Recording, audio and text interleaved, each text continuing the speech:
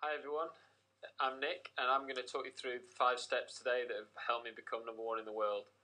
I became a professional squash player at the age of 18, having taken up the game at 8 years old in my hometown of Sheffield, my home club Hallamshire.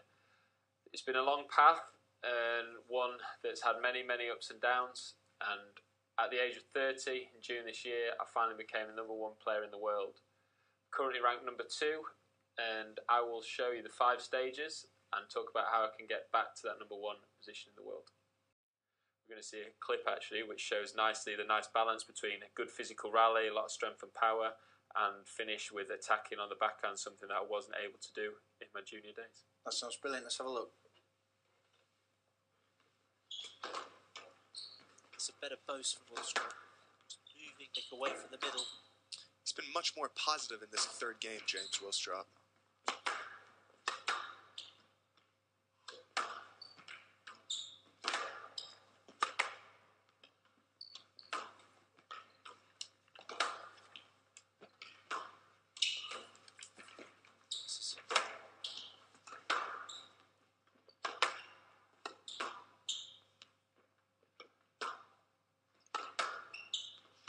Real cat and mouse squash being played here, Chris.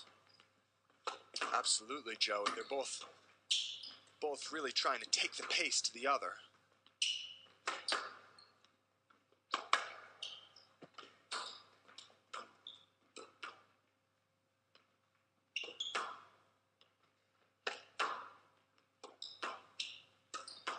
Huge amount of variety in this rally.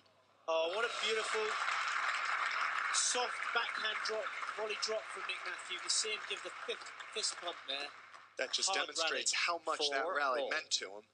Really felt that was a crucial rally to That's great, and obviously highlights two of the key themes that you touched on already. Obviously, the importance of strength and conditioning, that looked to be quite an attritional point, and also obviously the backhand to finish it off. How pleasing is it when you've obviously you've gone to the trouble to restructure one key strand of your game, and then obviously it comes through for you. How pleasing is that? It's very pleasing to see. I think it's the hardest thing for any young player to do, is to maybe remodel and restructure part of your game when you're not seeing the results immediately. We all want to see that immediate benefit and the fruits of your labour, if you like. So eventually when it comes through, had faith with it, had great advice, and it's the best feeling in the world when it comes off finally.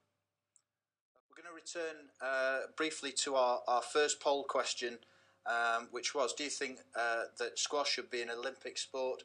Unsurprisingly, perhaps to be expected, there was a landslide response for 97% of people agree. I'd just like to pick up on that point. Obviously, with the Olympics coming to London in 2012, that would have obviously been a phenomenal occasion for you at a great point in your career.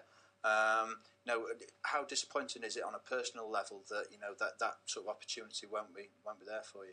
Yeah, I mean, on a personal level and on a professional level with the game of squash, it's the biggest disappointment I think anyone involved in the game has been part of. For me personally, 2012 would have come at a perfect age, really. I mean, not necessarily the peak of squash players' life historically, but it seems to be going not too bad for me in my 30s so far. So 32 I would have been then, would have been the best, would have been the pinnacle of my game, squash's game. And I think we've shown in the recent Commonwealth Games and in past global games that, not to mention our tour, that we are worthy and we deserve to be showcased on such a stage as the Olympics.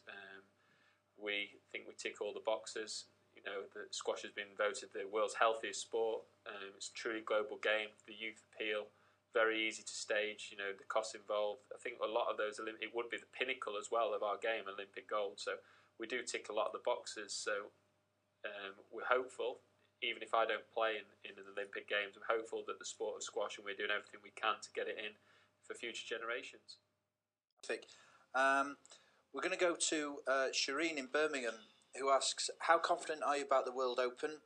Does being seeded number 1 make things easier or harder for you?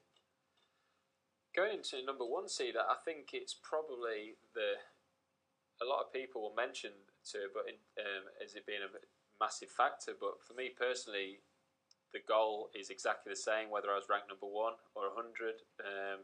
Just the way people look at you might be different. So, if you can approach that the exact same way, then you might benefit from people looking at you in terms of being worried about your strengths rather than focusing on how they can hurt you. So, I think that if anything, it's an advantage that people go in and they might be a little bit apprehensive of certain aspects of your game, and that can only benefit me.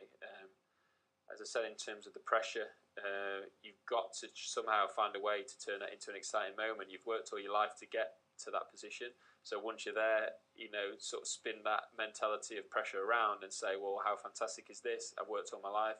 I'm going to enjoy it now. And hopefully that will pay off.